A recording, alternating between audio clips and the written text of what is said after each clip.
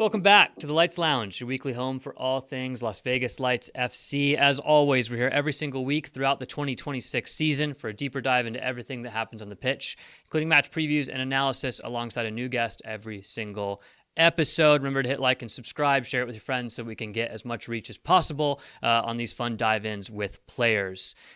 We've got a new season upon us. We've kicked the season off with Orange County, and we kicked that Orange County game off with a fresh debut from Carson Locker, new midfielder. Carson, welcome to the lounge. Thank you. Glad to be here. We're happy to have you here as well. Happy to have you as part of the club. Happy to have you make your debut on Saturday. Before we talk about anything else, what was it like to step onto the pitch in the USL Championship for the first time? It was great. I think, having the group of guys around me made me feel more at home. I think, having some experience from, guys like Pinzone and guys like Aaron, having those guys, those more veteran guys in the league, I think it made me feel more safe going onto the field. And I think, it took us a second to get started in that game, but I think we settled in great, and I'm excited to see how we push on for the rest of the season. Yeah, I'm interested to talk about the game, but I'm interested in what you said there. Obviously, Pinzone captaining the team. We saw Aaron get the captain's armband once Pinzone was subbed off. So obviously two guys that Devin and the rest of the technical leadership here are leaning on as leaders.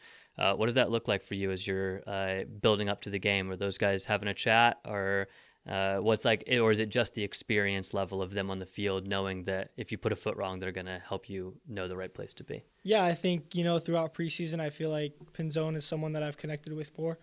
I think, he's kind of been a father figure more or less in the team and throughout preseason. So I feel like, having him, him giving me words of encouragement going into the games and even during the game throughout, plays in the game, just encouraging me, letting me know that, the team has my back. And even it's my first start, it's my first game in the championship. It doesn't matter. I'm still good enough to be out there to be competing with the guys out there. So, yeah. Yeah, absolutely. Pinzone, kind of an elder statesman of the group at this point. I don't think he's probably the first time Pinzone's been thought of as a veteran as he kind of enters the latter stage of his career, but he's been here since 2024. So he's this project under Jose Bautista that's entering its third year. Pinzone's one of the few players left in the roster that's kind of seen it through every stage, which I think is interesting, and it's good to see him captaining the team. What do you think about the team's performance overall? Obviously a 1-1 draw on the road, considering some of the absences and those kinds of things, probably a pretty good result. Does the group feel happy with it? Yeah, I think obviously there's always things to improve on. I think, but the biggest thing is we got a point on the road. I think, to start the season, it's we wanted to win the game, but I think, it's one of our first real tests of the season. And I think going out there, like I said earlier, it was kind of a rough start. It was kind of back and forth, but I think we settled in good, and I'm really excited to see how the rest of the season goes, because I think in the second half we showed that we can control even the better teams in the league. Orange County, a more experienced side, yes, with some young guys in there, but I think we showed, like I said, we can control, and yeah, I'm excited going into Colorado this weekend. Yeah. What, obviously that first 15, 20 minutes under a bit of pressure, and then after that, I think the team really found its rhythm and controlled the possession and tempo, and I think the second half was pretty one-way traffic. What changed at 20 minutes? What was it? Just a comfort level and just a chemistry thing as this group gets to know each other and you guys found your footing, or did something tactically change? No, I think it's more of a comfortability thing. Yeah. I think it's, the shake off of nerves going into the first game of the season. It's a new group of guys. There's a lot of guys, a lot of new faces, I think. And so, yeah, I think once we kind of shook off that initial, okay, this is it. This is the season. We're started. Yeah. I think we started to settle in more and, start to connect more of our passes and defensive actions tighter on defense and more organized. So, yeah. What's your role look like in midfield when Devin and the rest of the coaching staff are sitting down and kind of breaking down exactly what they want from you out of central midfield? What do you see your role in the team as tactically? I think, I bring a lot of intensity. Yeah. I think on the defensive side of the ball, I think my role is to just fly into tackles and kind of set the tone early in the games and control and dictate from a defensive standpoint. In an attack, you flew into a tackle early. Sorry I did. So yeah, you maybe got away with one a little bit. Yeah, I mean, but that's the type of things. I think that's the type of things that Devin's kind of been preaching. Not that I should be going out trying to get a yellow card, Sure. but being the aggressor in these games and putting our opponents on their back foot and kind of us being on the front foot. Yeah. But I think on the offensive side, just, he's been preaching to, how can we have the midfielders get more involved in the attack and look for shots and look for opportunities. It was hard this past weekend playing against a low block. It's always difficult to get shots off. But I think, going into these next couple of games, how can I focus to be more on the offensive side, maybe taking a few shots and putting pressure on the goalkeeper even as a midfielder. Yeah, absolutely. What's that midfield room lot like? There's a lot of competition in there. Obviously, Mark Ybarra suspended, carried over a red card from Rhode Island last year. Kyle struggling with an injury.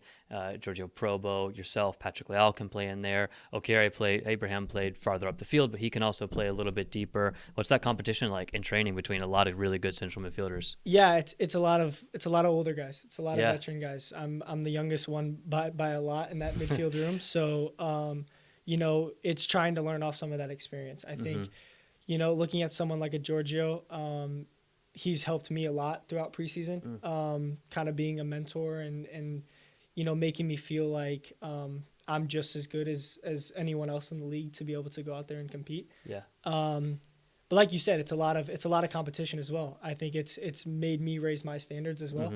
Going against guys like Kyle who, have a ton of experience in leagues abroad as well. And I think Mark as well. Mark he's been in the league for a while as well, so he knows. And but yeah, I mean it's good competition and it's making me raise my standards. Nice. Rewinding a little bit to preseason, you came in originally as a trialist. What's that experience like, walking in somewhere without a guaranteed deal? Yeah, it's quite, it's a good experience, I think, in terms of, you have kind of nothing to lose. You're kind of there and it's like, okay, well, I mean, I don't have a deal now, so it's like if I leave here, then I'm leaving the same way I came in. Sure. So it's only up to go. So I think it is scary from the standpoint of, a respect thing. You kind of have to earn the respect of the guys because I'm coming from an academy level, so it's like I have to earn the respect from the older guys. But I think, first week I really started to establish myself, and I think a lot of the guys started to respect me as a player and me as a professional. I don't think I came in and was too in over my head, and I think I was humble about a lot of things and just kind of went on with my way. Yeah. Our sporting director John walked you over here, and I remember a couple weeks into preseason, as I got some of my weekly updates from him, he was like, "Yeah, we got this kid Carson. We're not letting him walk back out of Vegas. We gotta get this deal done. We gotta get this kid in here."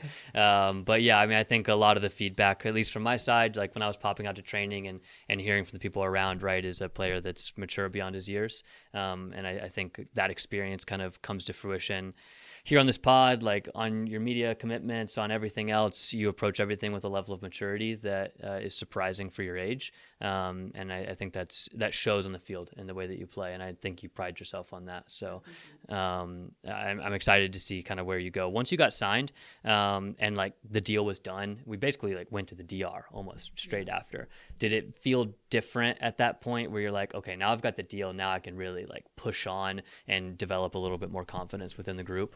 I think going into the DR, fresh off being signed, I think going into that first game, my mindset was, okay, how do I get on the field and how do I affect play? Because now it's, now I'm competing for a spot with these guys. Like, yes, I was before, but it was also, how do I get the deal first? Like, that's the first thing, first order of business. But now it's like, okay, I'm in the group. I'm a part of the group. Like, they want me here competing for a spot. How do I find my way into the 11? And I think, going into those first couple games in the DR, I think, like I was starting the first one, I think Aaron came over and told me, he's like, okay, this is your opportunity. Don't let it go type of thing. Yeah. And that kind of resonated with me because it's like, okay, yeah, like I'm a part of the group now. Like this is it. And how do I continue to stay in that 11? So, yeah. Speaking of staying in the 11 for you, as you compete on the field in training right now and trying to earn another place in the starting 11, going to Colorado Springs Switchbacks this Saturday, what for you did you evaluate from your performance at Orange County? What are you looking to improve in order to stay in that 11?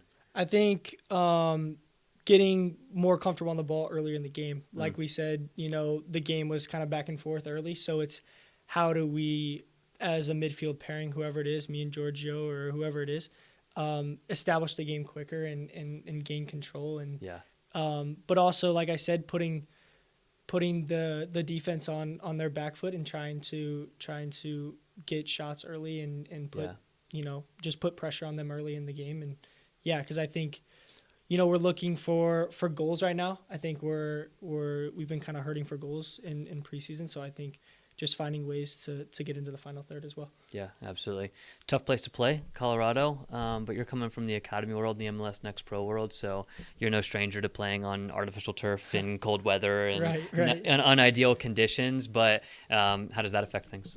No, I think it's great. I mean, honestly, it's these are the type of games that I look forward to because it's no one wants to play in unideal conditions. No one wants to play in the cold. No one wants to travel to play in altitude. No one wants to do that. So it's like, it's how I feel like these are the environments that I sort of thrive in are these ones that other people don't want to be a part of. So I'm excited for the game this weekend. And no matter if I'm given the start or if I'm given 10 minutes, I'm still going to go out there and give everything I have. Absolutely. Well, looking forward to seeing it. Let's transition. I want to talk about your story because you're 18 and you're playing on a professional deal, and you've got a really interesting journey to get to this point in a remarkably few years. But let's rewind and kind of like go all the way back to the beginning. So St. Louis, you call St.Louis home? St. Louis is home, yes. Okay, St. Louis is home. You kind of came up through the St. Louis Scott Gallagher Soccer Club. That's got to be the biggest mouthful of a youth soccer club's name ever before you joined the St. Louis City system. Right. Is that the only youth club you played for? Is that like where you got your start, or what was that journey as a youth soccer player? Yeah. It dates all the way back to, I have two brothers, and always was kind of in and around the game with them. We had this room in our basement back in the day where back our old house, we had this room in the basement with goals cut out in the walls. Amazing. And we were just 2v1 against each other in the basement. It was great. But no, Scott Gallagher was kind of the first club that I had played for, and I'm thankful for everyone at that club. I think, they kind of instilled in me the core values that I have to this day.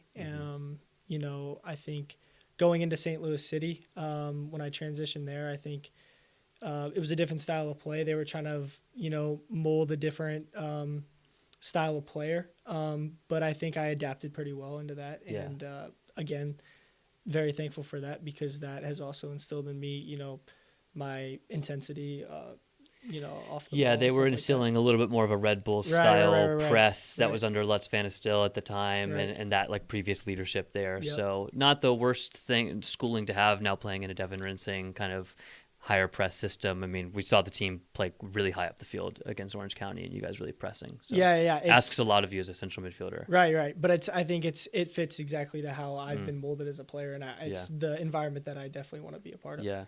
You mentioned playing in the basement with your brothers, and it just reminds me of the note I have in my notes here about your dad, Jeff, that co-owns general manager and head coach of the St. Louis Ambush, which is in the Massel, the Major Arena Soccer League. Yeah. So it sounds like he kind of purchased that team in 2019 and really took over all the operations there.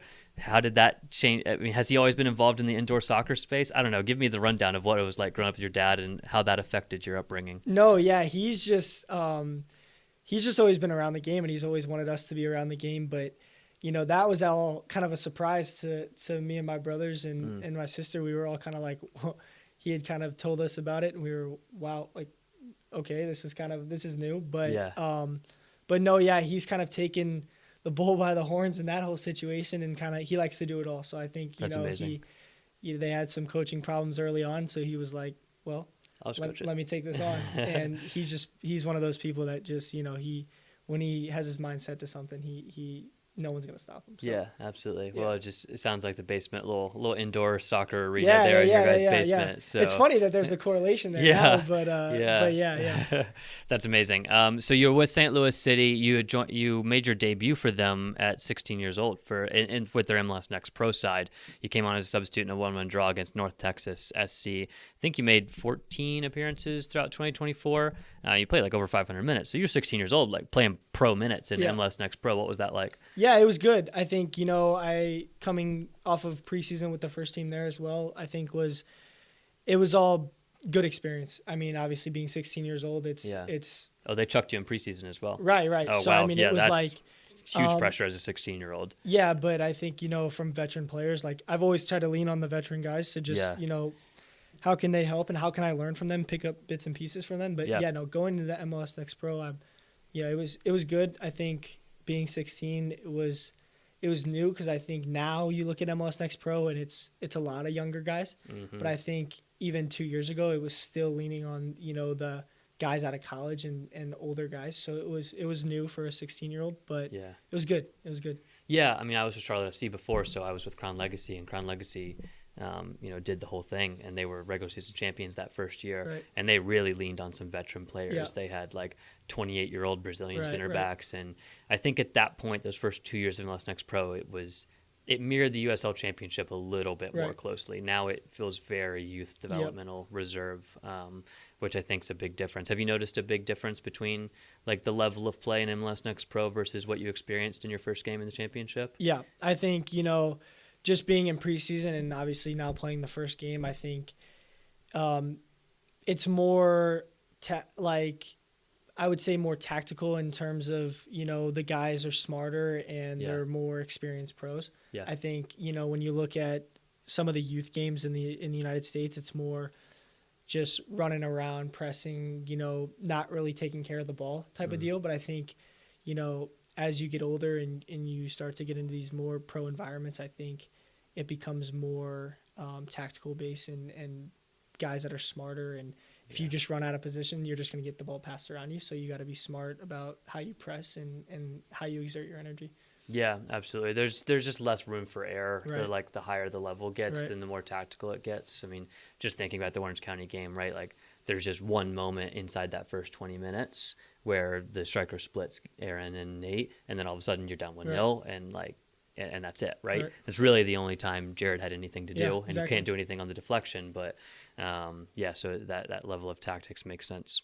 Between 2024 and 2025, you made a big move. You left St. Louis, where you're from, left St. Louis City, and joined FC Cincinnati for the 2025 season. Joined their MLS Next Pro team. You racked up over 1,000 minutes in MLS Next Pro, had 4 goal contributions, took a major step forward in your career. But it's a big call, leaving St. Louis City and going to FC Cincinnati. What went into that decision for you? I think the main driver in that decision was playing at a higher level. I think, in St. Louis, they had some guys, some homegrowns that were going to come back, that they had recalled, some guys that had been loaned out into the championship that they were recalling, that to where it was going to block me from playing. And I think the biggest thing for me that I've always thought is I need to be playing. Yeah. No matter where I'm at, I have to be playing. That's how you get better as a young player. So, my little brother was with FC Cincinnati. He had moved to FC Cincinnati in that fall. So we had, and I had already had connections with FC Cincinnati before I had gone to City as well. But yeah, I think the main driver was I needed to be playing at the MLS Next Pro level, and I felt like Cincinnati was the platform to give me that opportunity. Yeah. How did that season go for you? Did you feel like you took a step forward during that 2025 season with Cincinnati? I think so, yes. I think I took a major step forward in kind of getting my name on the platform, and I think getting Rising Star of the Match Week twice, I think. Yeah, twice, Match Week 20 and Match Week 22. So, 2 and 3 weeks, you had a nice little run there. Yeah. So I think just helping me get my name out there, I think, to ultimately get me here. Yeah, so, absolutely. Yeah, I mean, and you were kind of on a little bit of a heater right there because you got those 2 Rising Player of the Match days, and you had like an assist and 2 goals across the space of 4 games, and it went on a little bit of a mini heater there. So, so obviously another move then from FC Cincinnati to here. We've already had that conversation. We know how this story ends. But what went into that decision at the end of 2025 to try to turn pro versus stay with Cincinnati? Similar calculus or kind of a different thing? Yeah, I think, trying to find a platform to play at the next level in a professional environment. And I think, like we had talked about, MLS Next Pro has been going younger, and I feel like, obviously making the jump to MLS with guys actually playing in the MLS, young guys, it's not, you don't see it very often. So I think, especially as a midfield where you find your more experienced players. Right, like if you're a 18-year-old right back, there's minutes there. There's more opportunities, yeah, right? But exactly. Competing with guys like Evander and those guys, it's hard as a midfielder. So it's just trying to find that next level to be able to gain experience and play minutes. And I think here was a no-brainer for me. Yeah, absolutely. And then you end up here on trial, and it's worked out in immediate debut. So as you kind of look back to that journey, I mean, if I talked to you when you joined St. Louis at 16 years old, could you have predicted you would be playing in the USL Championship in Las Vegas 2 years later? It feels like the craziest journey to get to this point. Yeah, it was crazy. I think, I would have never been able to tell you how it was going to end up. I think, I would never have predicted that I'd have lived in 3 different cities by the time I'm 18. Yeah. That's also crazy. So I think, I mean, it's been a fun journey, but I'm just excited to see where it goes. It keeps going. So once you made the decision to leave Cincinnati, I mean, I guess which came first? Did the Lights' interest in coming into preseason come first, or did you decide to leave Cincinnati, worked with your agent? Like, how did you first learn about Las Vegas as a potential landing spot? Yeah, I had an agent reach out, actually a guy that I wasn't working with prior with this opportunity. Devin and Gian had showed, interest in me. So yeah, I think Devin saw you play at a tournament at some point over the past year, so he had brought it as well. Right. Yeah. Devin and I actually, we're both from St. Louis. So I've actually I guess it would be his nephew played in the St. Louis City Academy as well. So, but yeah, that's what it was. Cause I think he was there to watch his nephew and had seen you and I got you. He had seen me play and the opportunity had kind of come to where they were like, hey, come into preseason. And I felt good about the opportunity. So yeah. Amazing. What were your initial impressions? Like first couple of training sessions when you're calling your dad or like calling friends and breaking down like, yeah, here's how the first training sessions went. What were your like initial things? Yeah. My initial things were, I really feel like this is a place where I can make an impact. And I think that's huge for me.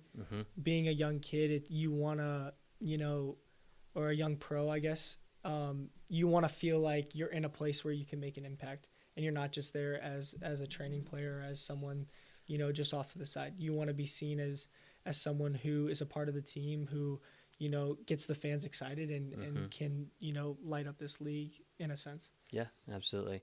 What are your goals for this season? I think just play as much as possible. Yeah. Obviously I want to score goals and I want to get assists and I want to, start to get my name out there. But I think the main thing is gaining experience. I just go back to what I've always said, and I need to be playing to get better. And I think this year and next are just it's a platform to where I can continue to grow and hopefully go on to big things in the future. Yeah, thinking about making your debut, which I keep wanting to say like make your professional debut, but obviously you've played like 40 professional games technically in MLS Next Pro, but they're this is a my little first different. game as signed as a pro, so it was different. It felt different. But yeah, I'm happy about making that debut. Yeah, did your parents get to see you play in the debut? They did actually. My mom, she came, she surprised me. They like to do that. They like to not tell me and then just show up. So yeah, well, they showed up here in Vegas to do your signing photos together. I was like, I walked out and Carson Locker's parents are here to take signing photos with them, which was amazing. It's cool to see like how supportive your parents have been, and I'm sure probably throughout this journey, like your mom signed off on you leaving the house at 17 to move to Cincinnati. Yeah. What was that conversation like? She is not very happy about it. She it's my dad has had to do a lot of persuading and so have I, but no, I can't thank them enough for all they've done. And, you know, they are very busy with my other siblings, but they try to make, you know, time to come out and support me as much as possible. And they've, you know, always been there and been my biggest cheerleaders throughout my whole career. So that's amazing. Well, I ask everyone this, Carson. Your conversation is shorter than most because you haven't had that many stops to get to this point. But, you know, kind of talking through where you came from with Scott Gallagher and then all the way through to here, what do you think was the most influential moment in having you land here in Vegas, or like the person and player you are today? What would you say is like the most influential thing? I would say that, you know, being 16 and you know, kind of being involved in that pro environment in St. Louis, I think it really gave me a taste of kind of where I can be potentially.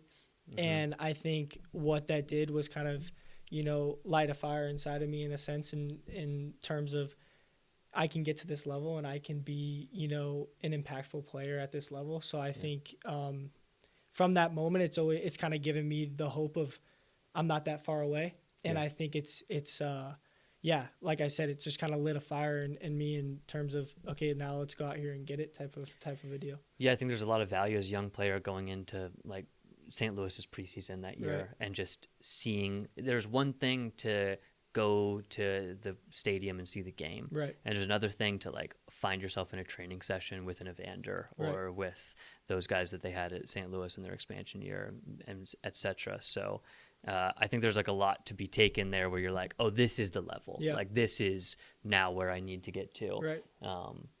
And maybe for you walking in being, that's not as far away as I thought it would be. Yeah, because don't get me wrong, like I wasn't at that level at the time, obviously. Yeah.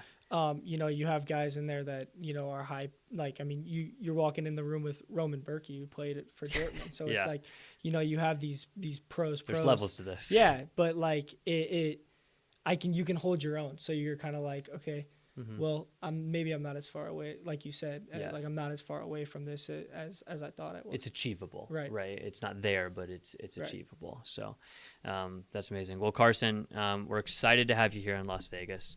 I'm really excited to see where your development continues to go as a young player, and how the rest of the season goes for the Lights. So best of luck, and appreciate having you on. Thank you so much. Thanks, everyone. We'll be back with another episode next week. Next up, the team is at Colorado Springs Switchbacks this Saturday. It's an afternoon kickoff on Triple SEN and ESPN Plus as always. So tune in, and we'll see you here on March 28th for the home opener.